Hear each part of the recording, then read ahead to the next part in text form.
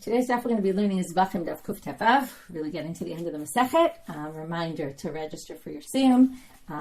Again, there'll be one on Zoom on Sunday. There'll be one on Monday night in Zoom in Hebrew, if that interests you. And there's also some Siyumim around Israel and maybe also in your own communities. If you want, you can also arrange one. We have community groups, WhatsApp groups. So if you're not registered, you can also register for them and join some other women in your community and do your own Siyum. It's a nice way to celebrate, particularly after this complicated, difficult Masechet.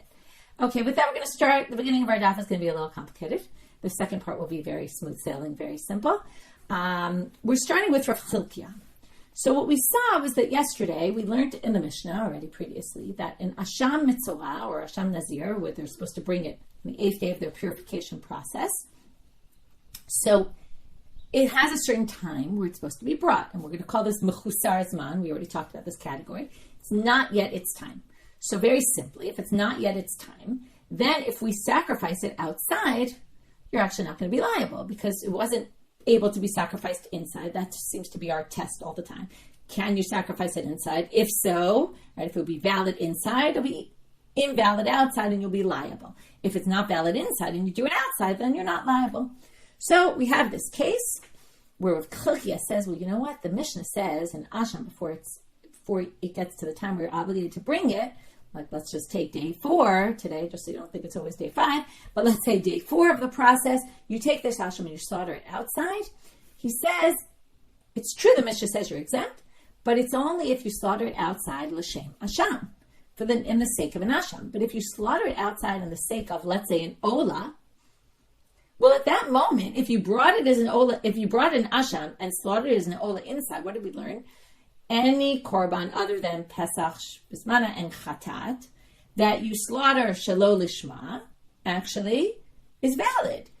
It doesn't fulfill your obligation, but it is valid. So if you were to bring it inside Shelo Lishma on this day number 4 of your process, if you brought it inside as an Ola, it would have been valid. So if you sacrifice it outside as an Ola, you're liable.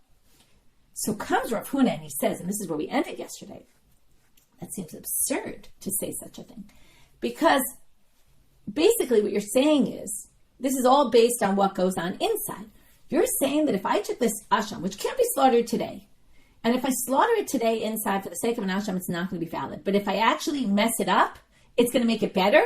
If I say I'm doing it in the name of an Ola, the wrong thing, it's actually going to be valid at a time when the original one done for the right way is not valid. Right? Normally what Rav Huna is saying is, in order for something to be valid, Shelo Lishma, it has to be at a time that it could have been valid Lishma. And this couldn't have been valid Lishma, so of course it's not going to be, you're not going to be able to take this Asham that's supposed to be on day 8 and you're now on day 4, bring it inside Shelo Lishma and all of a sudden it's going to be accepted? That's ridiculous. So we basically end up with this Machloket Rav Chilkiya and Rav Huna. For the first half of today's daf, we're going to deal with these two opinions. The first thing we're going to do, I'm going to tell you the structure before we start. We're going to have a difficulty on this assumption of Rav Huna. Say, really? I'm going to show you an example where we do exactly that. But they're going to resolve the difficulty. Then we're going to bring 3 sources to try to prove Rav Chilkiya. And we're going to read each source. Each source can be a little complicated to understand. This is the hard part of today's daf. There's always some information missing in each of these sources and not clear enough. We're going to then use each source to try to prove Rav Chilkiya. The first 2 are going to fail. The third one, we're actually going to be successful.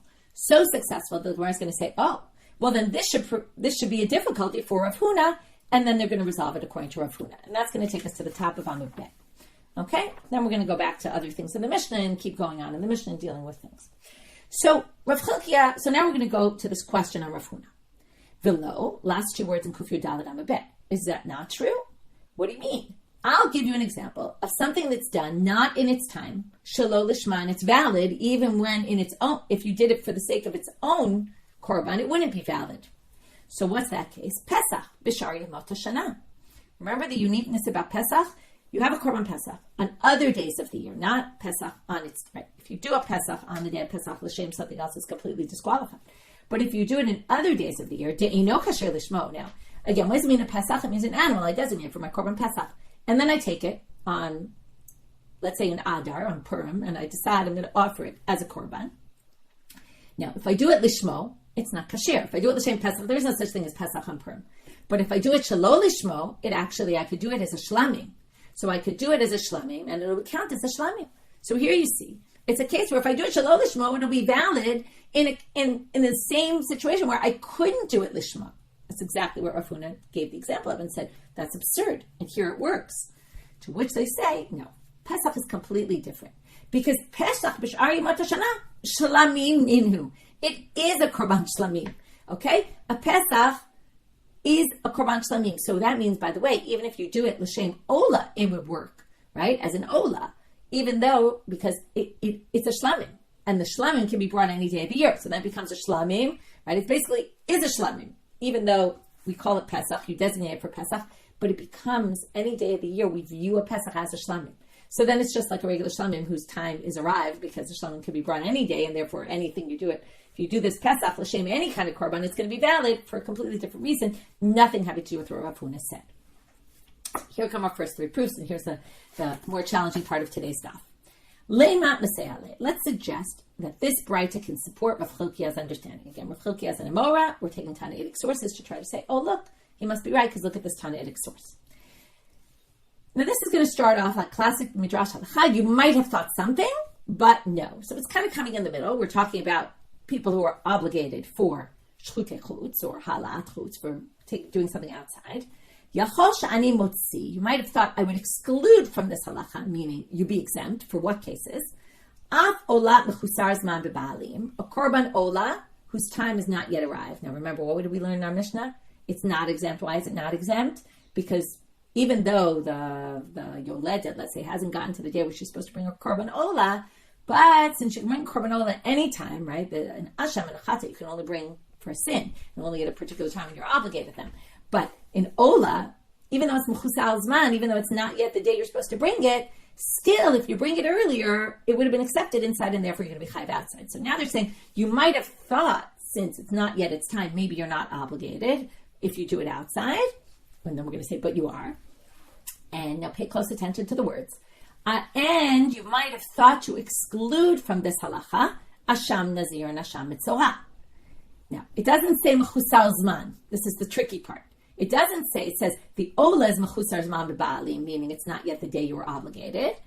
But the asham nazir and the asham mitzorah doesn't say that. Because we don't know. This is the problem. We don't know, are they talking about also mechusar zman? If it's day 4 out of the 8 days, you haven't gotten to day 8. Or is it just in general an asham?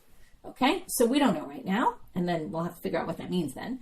Anyway, Talmud Lomar, you might have thought they'd be excluded, which we don't yet know which case we'd exclude, and you're going to be exempt. Talmud Lomar, shor mikomakom, kesed mikomakom, ez mikomakom. Okay, the pasuk says, if you remember, anyone who slaughters, shol, oseh, o ez. Why'd I have to mention all 3, right? You could have figured out from all the others. So it means any case. Basically, it includes the case of the ola, that you do outside, and some case, we don't know what, of asham nazir, asham mitzorah, that you're now going to be obligated. Now remember, our Mishna says you're not obligated, right? And Rav Chilkiya said, well, there is a case you're obligated. What's that? When you do it, shalol lishmo, okay, from mechusar zman. Now we don't know if this is talking about mechusar zman, but basically what they're going to say is, the first thing to note is, there's a chiyuv for asham mitzorah. And if you say it's mechusar zman, well then where do we have a chiyuv? The Mishnah says you're patur. So again, Rav Chilkiya said you're only patur if you do it lishma. You're not patur if you do shalol lishma. So that's going to be our direction. The other point to make here, before we go and try to figure out what we're talking about, is that ilu chatat shaycha. Notice it left out the sin offering. Okay. Now, what's the difference between asham and chatat? The main difference is the shalol lishma halacha. Okay, that if you do an asham shalol lishma, it's kasher. It's valid. If you do a chatat shalol lishma, it's pasul. All these details are going to lead the Gemara to assume that this is talking about Rav Chilkiya's case. It's a case where it's a mechusar zman. I'm just going to tell you this outside, and then we'll read it inside. It's going to be mechusar zman. It's day 4, let's say, and you took your asham and you slaughtered it outside. You're going to be obligated. Why? Because you must have done it shalol lishma, and that's why you'd be obligated for that. You wouldn't be obligated for a sin offering, because if you did the sin offering inside shalol lishma, it would be completely disqualified. So you're not obligated at all. So that's what they're going to say, but they're going to do it by process of elimination. B'maya skina. What's the case? Ilema bismano. If it was its day, it's 8th day, you took your asham and you slaughtered it outside. My area asham afilu chatanami. Now, what's the conclusion of this braita? You're obligated. Okay, wait a minute. You're obligated. Why would you be obligated? The simple, okay, without getting complicated, the simple thing would be to say you're obligated for asham mitzorah outside. Why? Because it's its time, and if you did it inside, it would be valid. Therefore, if you do it outside, it's valid.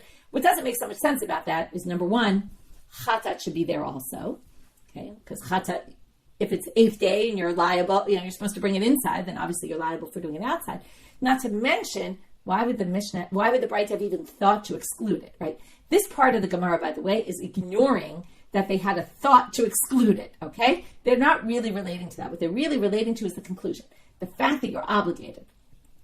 So if it's bismano, which might have been the simpler way to read it, because again, by the Ola, it said it was mechusar zman. By the Asham, it didn't mention mechusar zman. So maybe it's just talking about a regular case. But then chatat should be here as well. Okay, so therefore it must be ela shalol is bismano. It says lizmano, but it really means bismano. Okay, so let's explain it that it's not in its time. It's day number 4. You took this Asham, you slaughtered it outside. You're going to be liable. Now, b'mai, what's the case? Ilem, and this is exactly what I told you before, but now we're going to see it inside. Ilem lishmo, if you did it for the sake of an Asham, well, you can't slaughter your Asham yet. If you had slaughtered it inside, it wouldn't be valid, right? Asham amai chayav. Why would you be obligated? You shouldn't be obligated for doing it outside. If you brought it inside, it wouldn't be valid. Ela lav shelo lishmo. It must be shelo lishmo. So here we have it. Now it's exactly Rav Chilkiya's case. It's an Asham that hasn't yet reached its time. You slaughtered it outside, not for the sake of an Asham, but let's say for the sake of an Ola. Had you brought the Ola had you brought the Asham inside, l'shem Ola, it would have been valid. Now that you brought it outside, you're obligated. And that goes against Rav Huna, who said, what do you mean? If you can't bring it outside because it's day 4, you can't bring it inside either. If you can't bring it inside as an Asham, lishmo, you can't bring it to lo lishmo either. So this seems to prove Rav Chilkiya. But I already told you that we're going to reject the first 2. So now the Gemara rejects it and says, what do you mean? The olam bizmano, vishalo lishmo, Rabbi Eliezer hita amar makshina nasham b'chatat. I'm going to just read this whole thing for a minute. V'tana tafel v'hu adin ikar. Okay, let's start from the end. What they're going to say is, chatat and nasham are the same. It didn't say chatat. Why? Because tana tafel v'hu adin ikar. It brought you the less important case, or the, okay, we'll see in a minute why it's less important. Let's talk about Rabbi Eliezer for a minute. What did Rabbi Eliezer say? Do you remember him from back in the beginning of the Masechet? He had this unique opinion that it said, kachatat ka'asham, and because it says the asham is like the chatat, everything about the asham is like and it's everything we know about the chatat is true for the asham, which means that if a chatat shelo lishma, which everyone agrees is disqualified, in asham shelo lishma is disqualified as well. And now we're going to read this whole Braita according to Rabbi Eliezer, and it only brought Asham because that was derived from the Chatat. That means the Chatat is the Ikar, that's the main one, because all the halachot are written there. The Asham is derived from the Chatat, that's Tafel, that's secondary. So this Braita just brought the secondary case, and you can just intuit from there, if the Asham is like that, then the Chatat is like that as well. We haven't yet explained what it's saying. But what we explained so far, this is why I wanted to start from this, is that forget the fact that the Chatat is out. The Chatat is in. It's for the Chatat and the Asham. Okay, that's number 1. And now we're going according to Rabbi Eliezer. Why is that important? Because a Chatat Shelo Lishmo and an Asham Shelo Lishmo is disqualified. So now let's read what the case is. It's not talking about Shelo Bismano. It's Bismano. It's an Asham, a Chatat, once the 8th day comes. You're on the 8th day or whatever day it is for whatever, for the Yoleda, let's say it's later for the Chatat, but whatever it is, it's the time. And you did it Shelo Lishmo. Okay, let's just talk about it. If you did this Asham in its time, and you did it outside, you're obviously liable. Now, this answer is explaining the Havamina, the fact that there's a suggestion that's rejected. Okay, which the first part was really just talking about the conclusion. That was what interested them. They're saying like this. It starts off and says the following. You might have thought Asham Nazir and Asham Mitzora is an Asham Nazir and Asham Mitzora that you do Bismano on day 8, and not for the sake of an Asham. You did it for the sake of a different Korban. You might have thought you're Patur. Why would you have thought you're Patur? It's very logical why you'd be Patur. If I bring a Chatat or an Asham inside and I do it Shelo Lishma, according to Rabbi Eliezer, it's completely disqualified. So if it's completely disqualified inside, you would have thought that I'm going to be exempt if I offer it outside. I take this Asham, Chatat, on day number 8, and instead of offering it for my Asham Mitzora or Chatat Mitzora, what do? I offer it as an Ola. Completely disqualified. So wouldn't you say if I do it outside, I'd be exempt? That's what the Braita says. However, it says there's a pasuk that tells you you're obligated. Now, you could say simply Gzerat HaKatuv, okay? There's just, the pasuk says so, but there's a logic to this. What's the logic?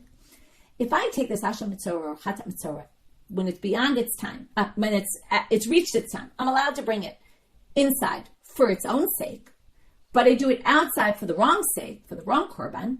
Well, since I could have brought it inside for the right sake of the korban, for the proper korban, therefore, anyway I do it outside, I'll be liable. That's what the conclusion is, and that's why you need a drasha for it, because it's not intuitive. You would have thought intuitively, oh, disqualified inside, not liable outside, but actually, since this korban on day 8 could be brought properly inside, if you bring it outside, even though you did it improperly, you're still going to be liable. And that's a totally different way of reading it. And once we say this is talking about bismano, then this has absolutely nothing to do with Rav Chilkiya. It's not that he disagrees with him or agrees with him. It just doesn't say anything. Rav Chilkiya is also only talking about one that would be done outside in its wrong time for the sake of the wrong korban. That's what he's talking about. But this isn't talking about that at all. Okay? So with that, we reject case number 1. Case number 2, Tashma. Yachol, again, we're going to have a Havamina. You might have thought this. We're going to reject it. Yachol shani marbeh. Okay, this is the opposite direction. Last time we said you might have excluded, right? Now we're going to say you might have included in halat chutz, olat mechusar zman begufa. Okay, this is different from before. We have mechusar zman for the ola bebali, meaning the owner wasn't yet obligated. Here we're talking about an animal that's not yet reached its time that you can bring it. It's day 4 of its life. Okay? Now, obviously, if you do that, right now, you might have thought you'd be obligated. Obviously, they're going to say you're not obligated. Why? Because you can't bring it inside, so you're not obligated outside. And here comes the key line. Chatat, because the ola doesn't interest us at all for our purposes. The chatat bein begufa bein bebali. Now, here it's clear. Number 1, we're talking about a sin offering. Notice what's missing? Asham. That's going to be the key. Number 2, it's clear, not like it was in the previous, that we're talking about mechusar zman, because it says it's missing either begufa or bebali, meaning either it's too young or its owner isn't obligated yet. Okay, so we know it's mechusar zman. Talmud Omar, val Pesach al moed. Okay, because you might have thought that we're going to include those cases, but no, because it has to be something that could have been brought to Ol Moed.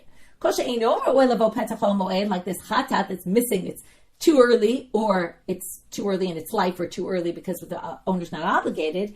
Ein chayavin alehen. Now, so here we have, what do we have? Chatat mechusar zman, you're not obligated chutz. Now, what can you infer from here? Ilu asham shaycha. The asham is missing. Why is the asham missing? It must be the asham you are chayav. Okay, b'mai askina. Now, what's the problem?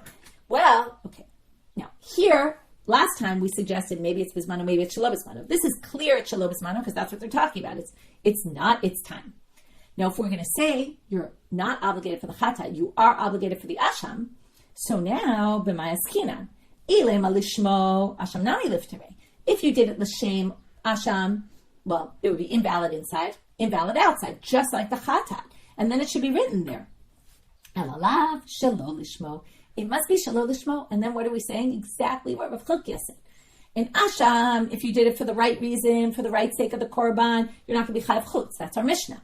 But the Mishna is only talking about a case like that. If you do it shelo lishmo, you actually will be obligated because you could have brought it inside and therefore you're obligated outside. And that must be what this Braita is saying. And that's why it left out asham. But the Gemara is going to reject this as well and say, what do you mean? La'olam shelo lishmo. No, maybe you did it shelo lishmo. Now, you can see where this is going. It's just like the previous. Rabbi Eliezeri, de makish hasham l'chatat, and Tana'i kavakosh ken tafel. This is the opposite, but the same idea. This one brought the chatat because that's the main case.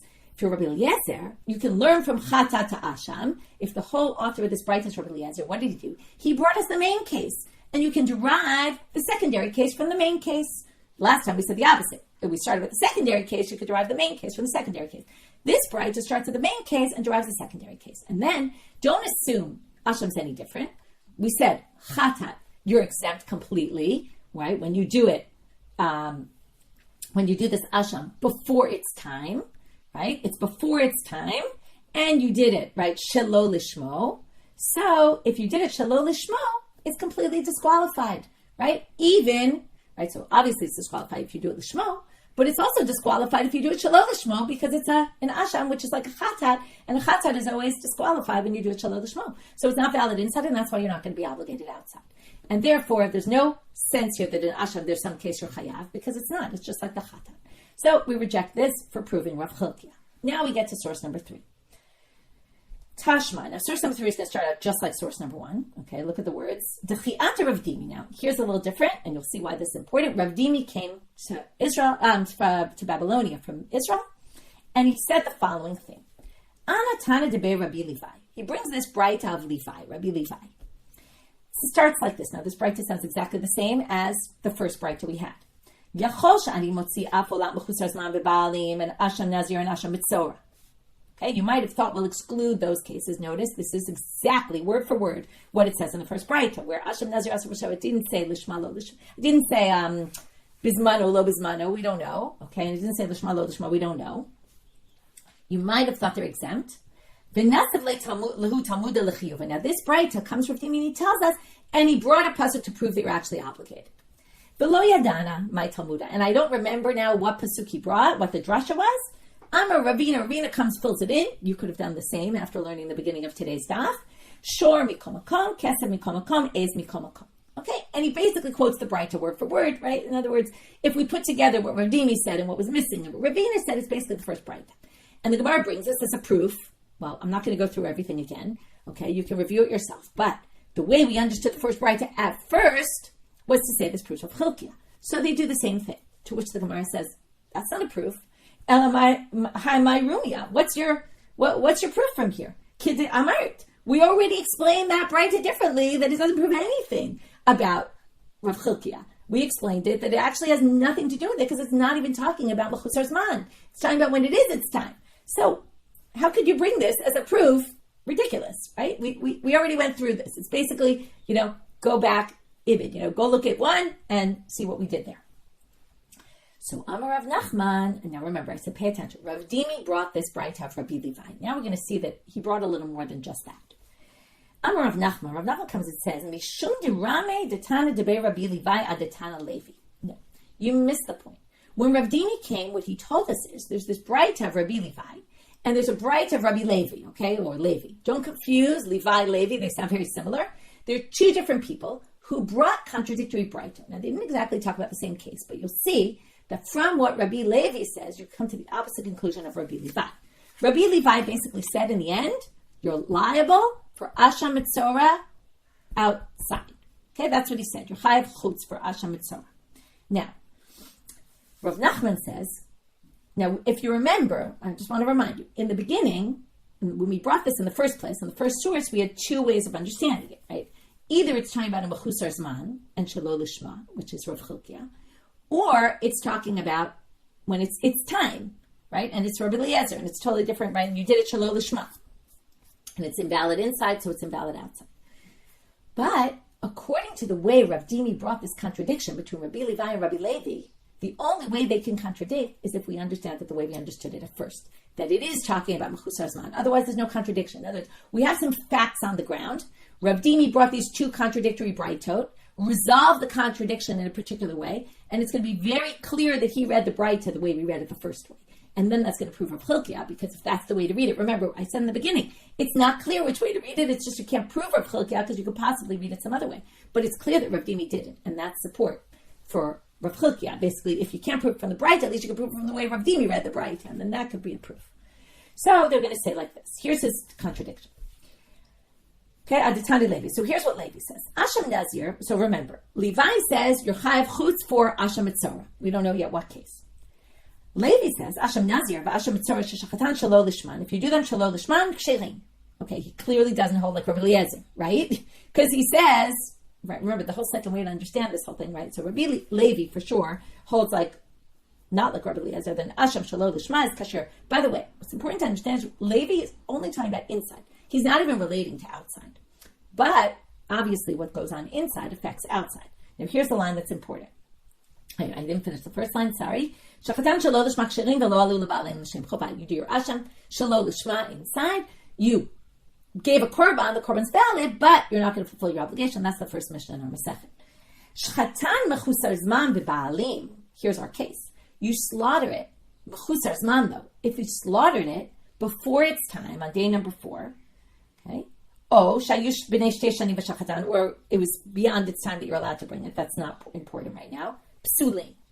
If you brought it on day 4, it's disqualified. Okay, now what does that mean? If it's disqualified inside, remember, lev is only talking about inside. You can make the obvious corollary that you're liable. You're exempt outside. And that is the contradiction. Because basically, Levi, the first source, said, you're liable for Asham outside. And Levi said, you're exempt outside. And the assumption is if he's contradicting the two, then we'd be saying this is a contradiction. One says chayav, one says patur. And clearly, Rabbi Levi is talking about mechusar zman. Then obviously the first source is also talking about mechusar zman.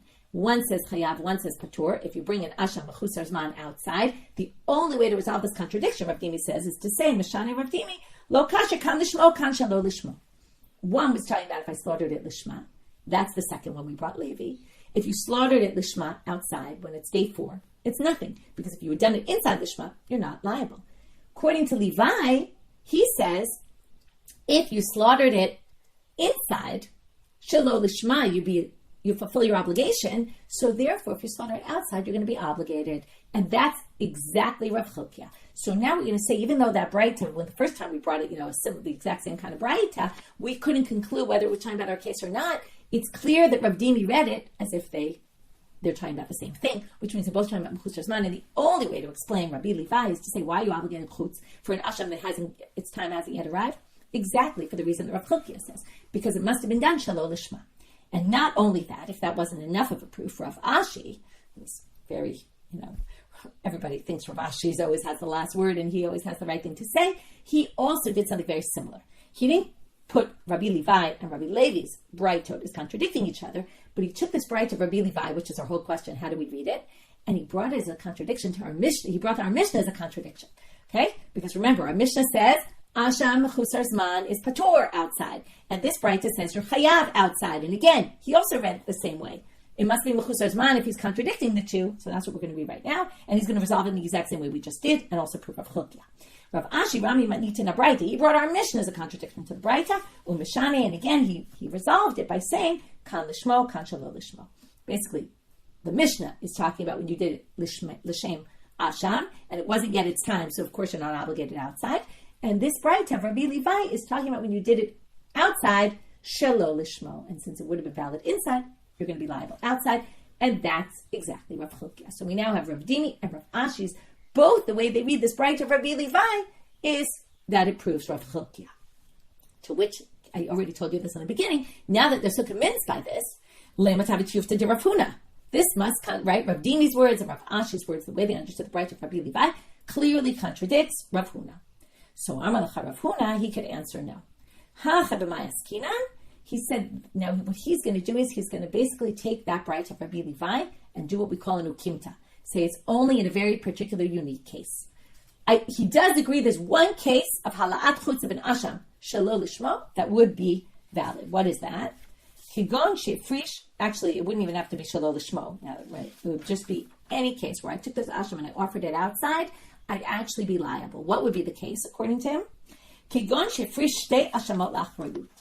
What if I took 2 animals and used them and I said, listen, I have to bring an asham for my mitzvah in a few days. I'm going to just separate, I'm going to take 2 animals just in case something happens. We talked about this very recently. You can take 2 just in case something happens. Now, from the beginning, we know that one of them is going to potentially be brought as an ola. Now, not exactly brought as an ola. What's going to happen? When I bring one of them, when it's time to come, the time comes, I'm going to bring one of them. And then what's going to happen? I'm going to then take the other one. I'm going to wait till it gets a blemish. I'm going to sell it, take the money, buy an ola with it. And you have to add one more thing, turning out to Amabet. Notice we said this Rav Huna, we're trying to explain Rav Huna's position.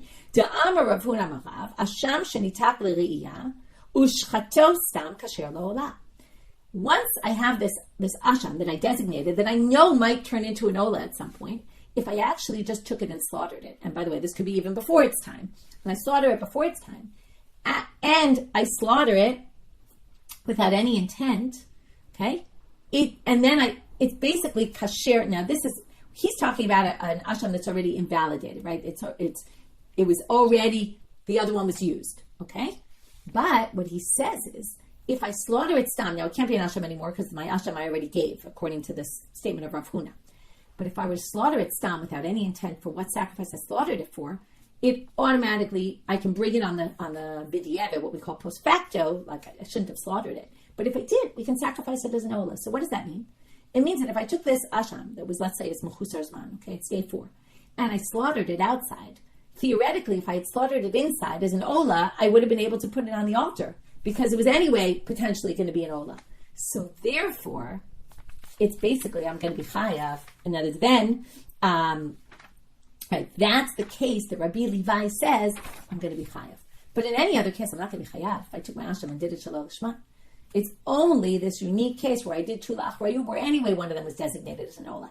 That's why I'm going to be chayav if I offer it outside, but not in a regular case. And then that proves, right, Rav Huna that supports this braita doesn't necessarily prove Rav Chilkiya is correct.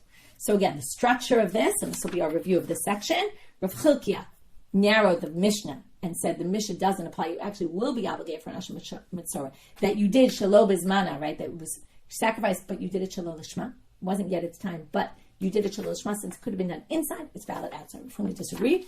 We had one question of Huna from the Pesach. What do you mean? You could have a case like Rav Huna said that's ridiculous. And so what do you mean? The Pesach fits that? No. Pesach is completely different. Then we had 3 sources to try to prove Rav Chilkiya. In the end, source number 1, source number 2 were rejected as inconclusive. It could be, but not necessarily. Source 3, the way Rav Huna, the way Rav Dimi and Rav Ashi set up Rabbi Levi's sugya with a contradiction to Levi and with a contradiction to the Mishnah, that showed that he clearly read it as Rabbi Levi is supporting Rav Chilkiya's position. It was the only way to read it.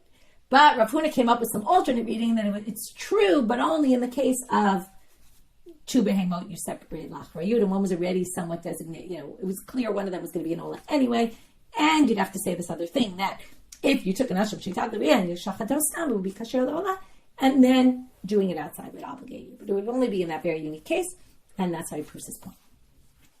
Okay, now we get to the easier part of today's stuff. So now we're going back to the Mishnah. The Mishnah had 2 categories, which now we're going to darshan, classic what the Gemara likes to do, especially in our Masechet, is take halachot said in the Mishnah. Where do you get it from the Pesukim?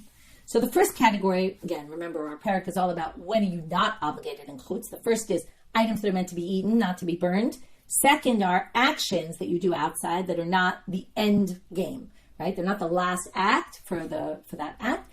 They're preparatory, and therefore you're not obligated. So where do we get that from? You're not obligated in that one, and you're not obligated in that one.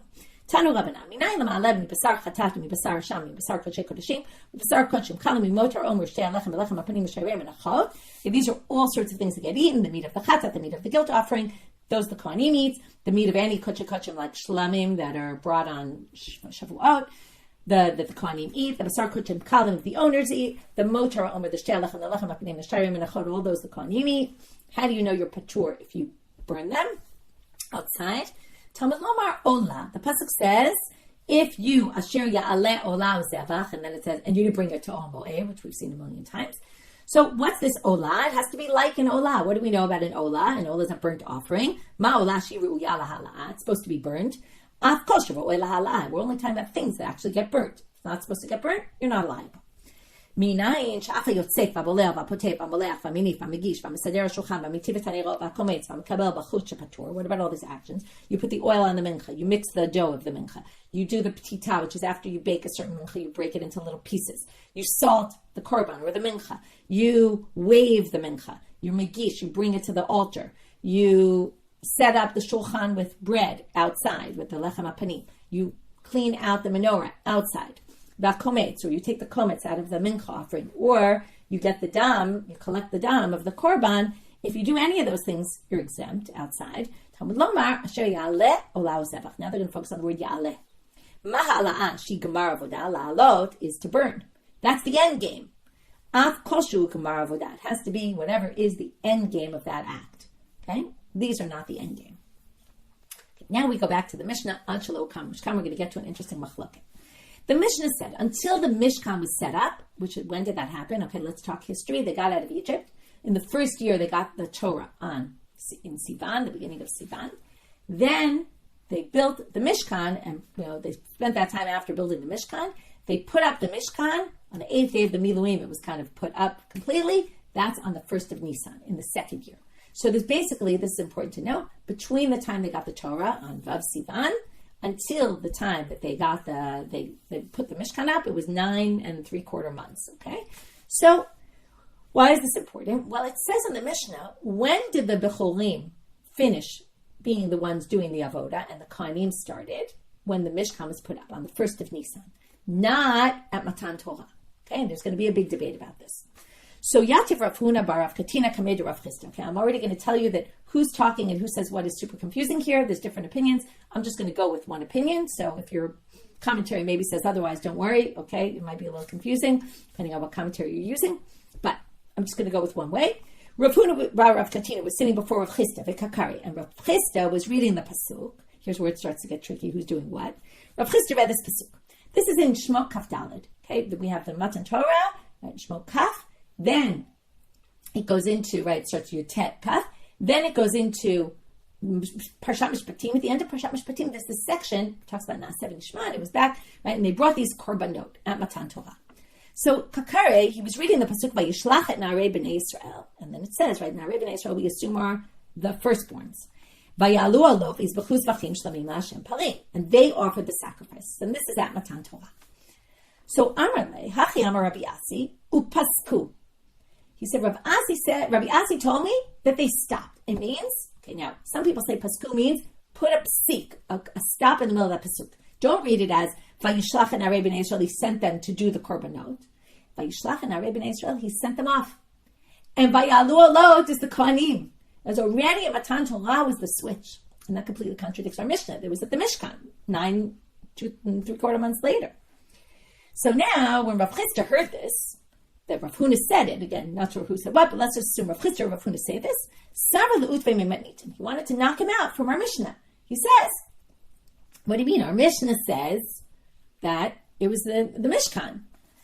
But before he does this, he heard him say another statement. It's irrelevant to our purposes, but he heard him say this other statement, that when the Jews in the desert brought korbanot olah, it didn't require hefshef and yituach, this law that talks about in Sefer Vayikra of flaying this hide and then cutting it into pieces. So when he heard that, he said, forget it. I'm not going to contradict you from the Mishnah. I'm going to bring a braita that knocks you out on 2 counts. In other words, I have a braita that says no to one thing you said and no to the other thing that you said. I have a braita that knocks you out completely, he says, or he's saying to himself. I then brought a braita that has 2 problems with what Rav Huna said. Titania. So here it says, just like our Mishnah, until the Mishkan was built, the bamo were mutarot and avodah b'chorot, and the firstborns did the avodah. Another point which is irrelevant, but it's in this braita and it's irrelevant for the purposes of our sugya right now. Hakol ksherim li karev. All animals can be sacrificed. Behemah, chayav, ha'of, right? In the temple, only behemot and ofot. Chayot, undomesticated animals aren't, but in the time of the bamot, you could even bring chayot.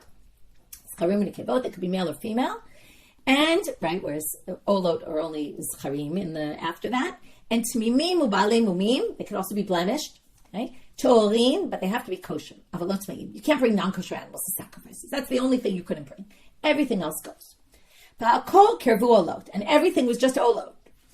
And Ola Shekriva Yisrael Bamidbar Tu'unav Shepin Yituach. Here's the second contradiction. So number 1, the Mishkan was the determining time that switched. And number 2, have Shepin Yituach. He says they did do it in the Midbar. V'goyim bizman azer v'she'in la'sokin. And when non-Jews bring sacrifices today, they can do it the way it was done earlier in the Bamot. Okay. So now, how do we resolve this contradiction? Tonight, he would say it's basically machloket Tanaim. Titania. Here's the machloket. Gam ha'kohanim anigashim el Hashem yitkadashu. This is Moshe tells people in the time in Matan Torah when they're getting the Torah. He says also the kohanim that go toward that work for God kind of thing. Yitkadashu should be careful not to go yitkadashu. Liot kadosh is sometimes to be separated. Have to separate from the mountain. They can't go near the mountain either. In other words, the Jews, if you remember, they have to surround the mountain. They can't go near the mountain. He said also the kohanim can't go near the mountain. Now we assume what does kohanim mean? Kohanim, but no. Rabbi Shlomo and Korchomer zo prishu bechorot. What does it mean, kohanim? Why are they called kohanim? Lechahen, they work, they serve.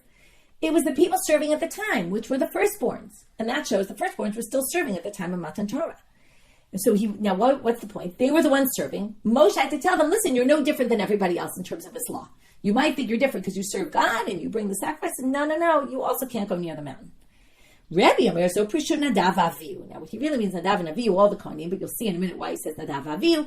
This is saying Nadav and Avihu and basically the Kohanim shouldn't get close, and that shows that they were the ones in charge at the time serving God. So there's a machloket. Now the Gemara wants to go into these opinions. Now this all explains, this makes perfect sense in Nadav and Avihu because it explains a later pasuk that is completely incomprehensible. Well, not completely, we're going to come up with two explanations for it. But who has shared Diber? When Nadav and Avihu died, Moshe, Aaron's obviously very upset. Moshe comes to him and says, very difficult pasuk, who has shared Diber Hashem Lemor? This is what God said, B'krovai Kadesh, with the ones who are close to me, I will sanctify my name. V'alpnei kol ha'am et ikabed, and I will make myself honored against the nation. Vayidom Aharon, and Aaron was silent. There's going to be two ways to understand this pasuk. Basically, Moshe said, this is what God said previously. Where did God say this previously? So if you say, Hu asher diber Hashem lemor b'krovai kadesh, now what does a kadesh mean? It could be I sanctify my name. A kadesh can also mean I separate myself, meaning my krovim should separate themselves. And as I warned you about this earlier, when? At Matan Torah, when I said that Nadav and Avihu shouldn't go close, it was the same thing. God already told me this earlier. He told me back in Matan Torah that Nadav and Avihu should be careful. And that's, this goes back to that. So that makes perfect sense if you say that earlier statement was Nadav and Avihu. But if you say it was Prishut B'cholot, where was the remez for this? Where did God ever tell Moshe something about this? So they're going to find an answer. Dichtiv in Shmot Kaftet, when it's talking about the Mishkan, it says,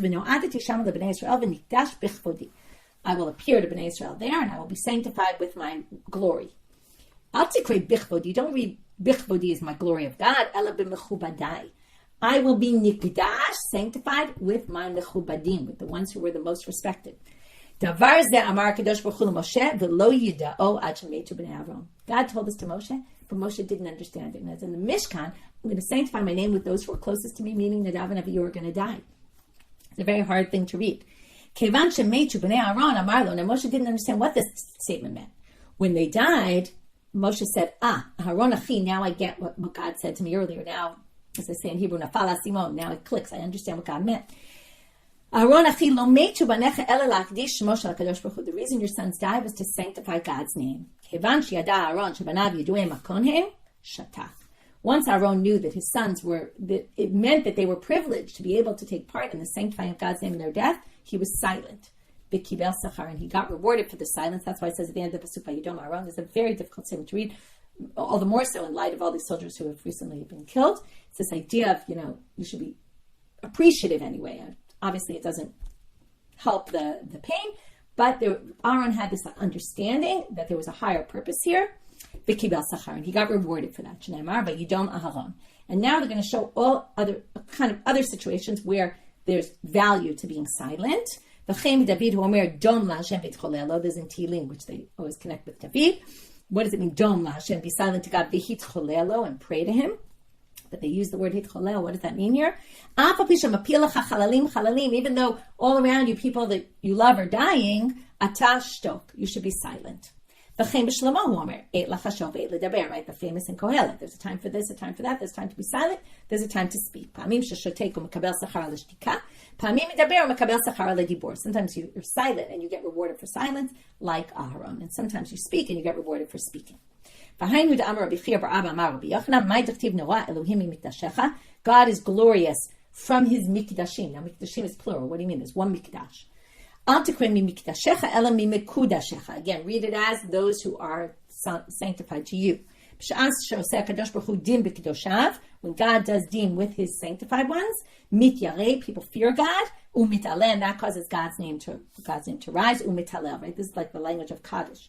Okay, and God's name is glorified. Okay, bit of a complicated section, but okay. Now, finish up with two small things. Elakasha Ola. That resolved the first contradiction, just saying it's machloket tanaim. What about the second contradiction of the Ola needing hefshef and ituach? Also, Trey Tanai. There's a machloket about this. Ditanya, Rabbi Yishmael Omer, Klalot ne'amru b'Sinai upartot ba'ol moed. Yishmael said, first they got the general principles without all the details. So they weren't doing the Ola with hefshef and ituach.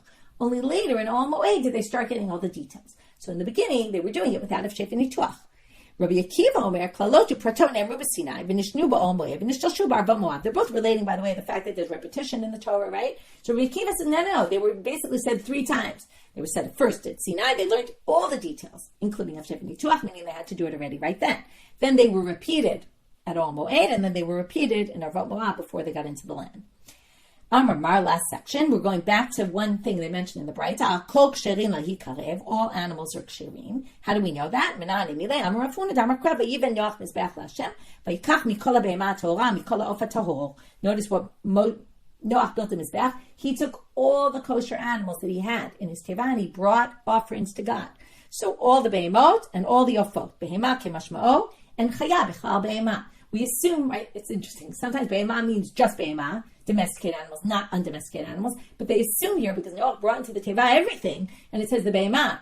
This time, behema includes behema and chaya. And that's how we got also chaya, and obviously ofot, because it says ofot there.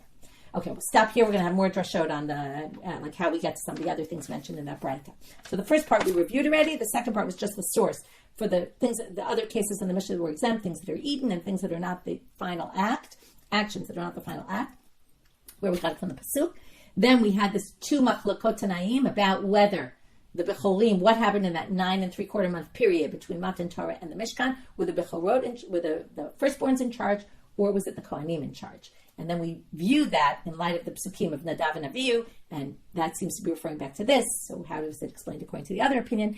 And then we had we talked about the silence of Aaron, and from there we got to the other machloket about the Ola, which is based on this machloket, Rabbi Shmuel and Rabbi Akiva, about whether all the details were given at Sinai. It's a very fascinating machloket, right? Were all the details given at Sinai, or were some given later? With that, we finish for today. Wishing everyone a good day.